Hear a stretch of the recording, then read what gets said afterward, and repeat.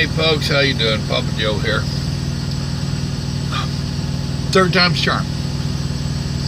I have tried to make this video 3 times and have been interrupted all 3 times. I started it. I'm going through my trash. Started it telling you that I had ate those. You know, I showed them to you earlier and told you it was going to be my lunch. And I warmed it up in the old microwave. Had it on crackers. It was edible. To me, it was a little sweet. But now I cook my own barbecue and stuff. Normally I bring my own pulled pork out here if I'm wanting it. However,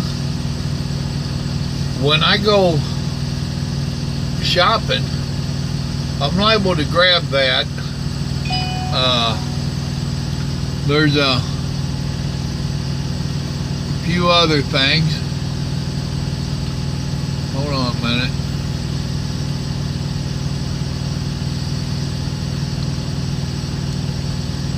Anyhow, fixed to go in the back.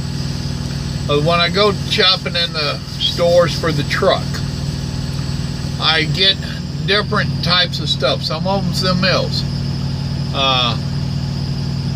Them little, you don't have to refrigerate them. They just set up there. And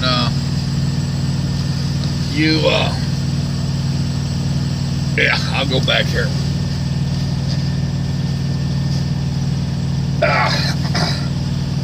Alright. Now me, I'm old Hillbilly. Hope y'all can hear me. They give me different cans of beans. Now these came into our office. These were damaged freight. Off of somebody's truck outload. Because they had a dent in the can. Normally what that is the forklift driver at the receiver hit them with the forks and tore some stuff up, so they reject them because they can. I showed you earlier that these ain't my most favorite I ever had. Especially being in Texas, I can get some homemade ones off the side of the road. But I'll grab something like that. Like I told you earlier, right here's going to be my dinner. A can of beans and some tamales. And I have the second can of tamales if I want to back it up. I get a variety of peaches, or fruits, I should say. Pop Tops. They're so much easier. Now that being said, you can't always get a Pop Top. Yes, I carry a can opener. I eat a lot of the Chef Boyardee stuff. Pop Top, whenever possible. They was 88 cents, and now they've gone up on them.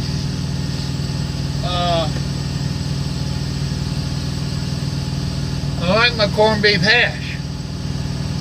Now the Chef Boyardee I just showed you, I can eat them cold right out of the can. That drives my wife nuts. Some of y'all can, some of y'all won't be able to. I do it all the time.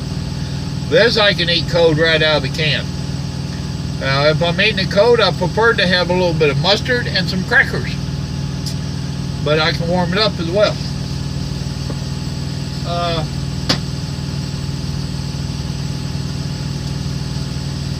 I carry pork and beans. Love my pork and beans.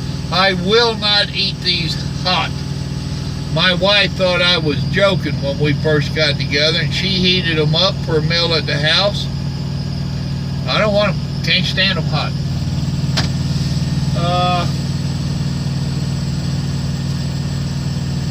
Here's the other one I wanted to show you. I mentioned this in another video. This is Libby's, and it is a sausage gravy, and it ain't too dadgum bad. So, now you've seen that barbecue dish. They have all kinds of stuff. This one is sausage, gravy, and roasted potatoes. They have scrambled eggs. They have all kinds of stuff. You know, this is the last one I have of any of these. And I probably bought these 6 or 8 months ago. But no refrigeration required. The shelf life on them's damn near forever. 11/01/17. And like I said, I've had them for 6 months, and they're still good for another year. Now when the wife is out here, I get the larger cans. And me and her might share one of those. I also, Sweet Sue, chicken and dumplings. They're pretty dadgum good. Now, Cracker Barrel makes one of the best chicken and dumplings. I ain't gonna lie there. Give me a second, let me put this up.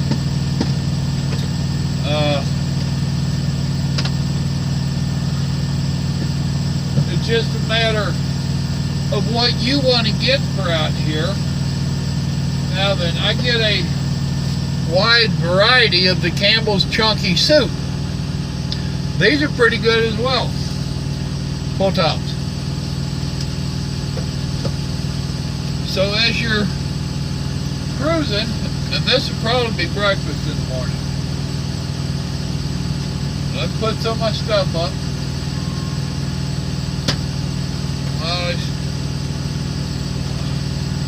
I dug it out for you. You just wait a minute while I put it up.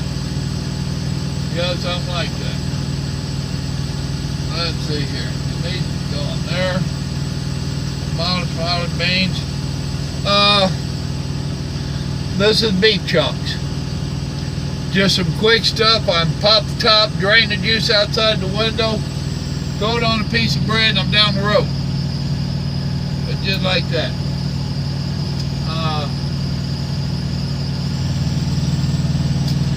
Now keep in mind, that is the stuff that you can microwave and or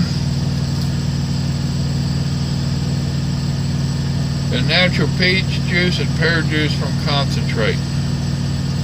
Chunky mixed fruit. That's what I'm going to have when we're done. Just for a little afternoon deal. That's the stuff for microwaving and or eating cold. Now, also keep in mind, none of that you need refrigeration for. So if you're coming out here, or you're already out here, you can get that stuff. And I didn't show you my disposal. I got the red bowls. You see them in Walmart and everywhere. I got a bunch of that stuff. I wish I had your leaf blower. I've been talking about wanting to get one. Blow out my trailer. This is a battery powered leaf blower.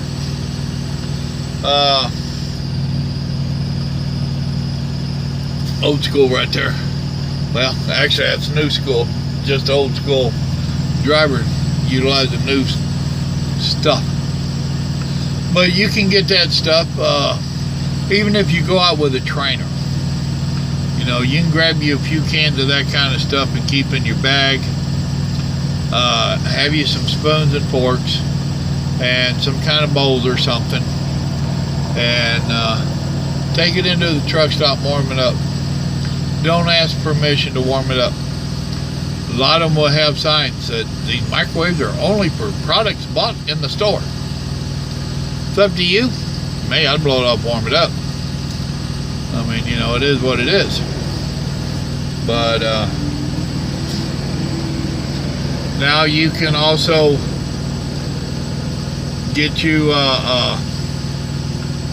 depends upon your setup in your truck, where you can run a crock pot. I love to cook beans out here. And now I'm not that crazy about the little packages of ham that's already diced up and stuff. That ain't very good ham, but it beats no ham. And you can take that and throw it into the crock pot Just one little thing of it, and some beans, and let it cook all day. And I use my burnt stove to make cornbread. It don't make the best of cornbread, but you can get cornbread now, just add water. It ain't the best cornbread, but you can get cornbread, just add water. It beats no cornbread at all. Your potatoes, you can cook them in your burnt stove. That's why I have 3 burnt stoves. Potatoes, cornbread, and beans. And I'm serious. For the longest time, that's how I cooked them. I didn't have a microwave in here. So, hold on a minute.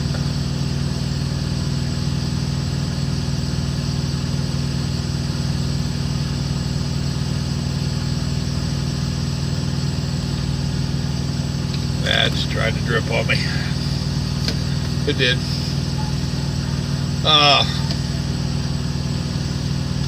So for your situation, adapt. Once you have a microwave, or you can do a crock pot or any of that, do not get that little 12-volt crock pot that they sell, Truck Pro thing. You'll see in the truck stops. It ain't gonna hold but a couple cups. It ain't worth a damn. It ain't worth a damn at all. So, I don't know if I'll bring my crock pot back out here or not. But, if you go that way, when you're leaving the house, you can grab you over there in the meat department. They now have little packets with all the vegetables and stuff that you want. Open it up, you throw it in the crock pot. Myself, I would grab me a bag of taters. Because you always got a little bit of room left in that crock pot. Fill it up with taters. If you're cooking, use all of it that you can. You know, all the space there. Utilize it. So fill it, you know, and if you so desire to grab celery, if you are one of these that eat celery and carrots raw, by all means, grab celery and carrots and fill the thing up with whatever. My thing is if you're cooking it with that crock pot, fill it up. And make sure that you get the kind of crock pot that has the lift out inserters, so that when you're done, you can set it in your icebox. You know, or have a means, have gallon jugs, or gallon baggies, I'm sorry. Have gallon baggies or quart-sized baggies, whatever. And when it gets done, you dip it out. To do this kind of cooking, yes, you need your couple big spoons. So have you a little bitty bottle of Ajax, you know, Dawn, whatever. And when you're done cooking for the day, put a little squirt in that insert, put your spoon in there, carry it inside with you, or go to the fuel island, whatever. Don't be bashful. You're saving yourself money. The only ones that will give you any funny looks are the four-wheelers, the people that don't live out here. The rest of us truck drivers, we're going to be like, cool, been there, done that, no big deal. But some of these people that are stopping by the travel plaza, going to grandma's house, they're going to look at you, that's weird. Well, they're going to do that when you go in there and brush your teeth. If they see you brushing your teeth, they're going to think you're weird. If you're in there washing your face every morning, they think you're weird. Because it's out of the ordinary for them. Well, then don't stop by a truck stop. But there you go. That's my spill on that. If you have the burnt stove, you can get you hamburger, make hamburger patties, chicken breast, pork chops, beef steaks. Learn the size of that burnt stove. My wife had it down pat. And then you double wrap it. You wrap it in aluminum foil this way, then flip it, wrap it in foil the other way, and you keep it wrapped in foil. And have her freeze it, or you freeze it in your freezer before you come out. And you gone? See you later, brother. Another jarhead that's leaving out. But that way it'll keep a little bit in your freezer, in your icebox. Just know your situation so you know how long this stuff will last. That's the main thing. So, just a little spill there. Now, if you want more information, I can do this. It's a little touchy for me. See, the way this YouTube started was I lost my baby boy, and everything folks was doing, well, there we go, wasn't working. This was the last resort, trying to pull me out of the dumps, bring me back to the real world, or to a world. It seems to work, in case you ain't noticed. Cross-country cooking with Papa Joe. I did look this up a while ago, another video that I wound up deleting. I was in a slump, bad slump, because I lost my son and my dad, and a lady friend of mine in Arkansas wound up spending about a week with her and her husband. My buddy Porkchop, me and him had started a cookbook, in truck cooking, in cab cooking, I'm sorry. And it didn't make it very far because my son died and I lost all interest, and I was the main writer. And not long after that, my buddy died. But anyway, if you, the dedication on it,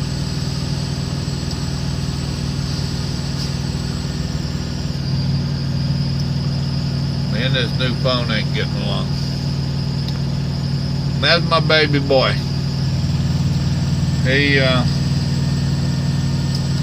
He's a good man.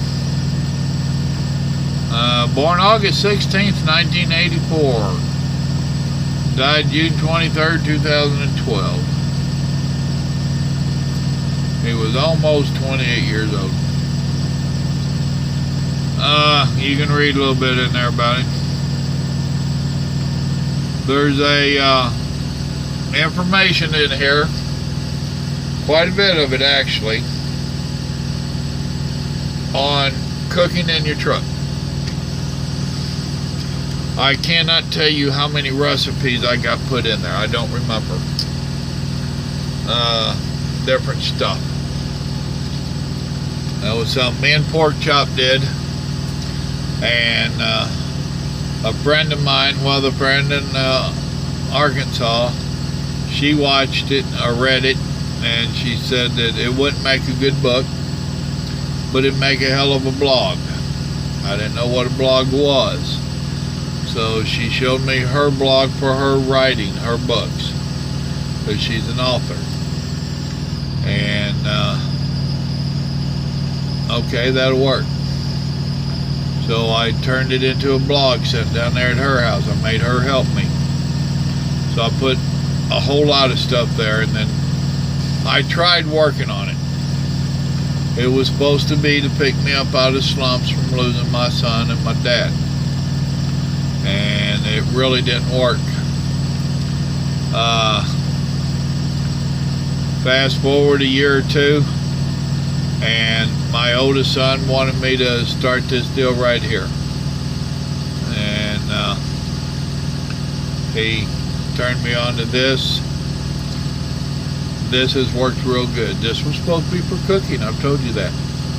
And that is why, because of that blog. Because of my passion for cooking. I used to cook a lot. I'm still not back into it like I used to. Maybe I will be, maybe I won't. It don't matter at this point.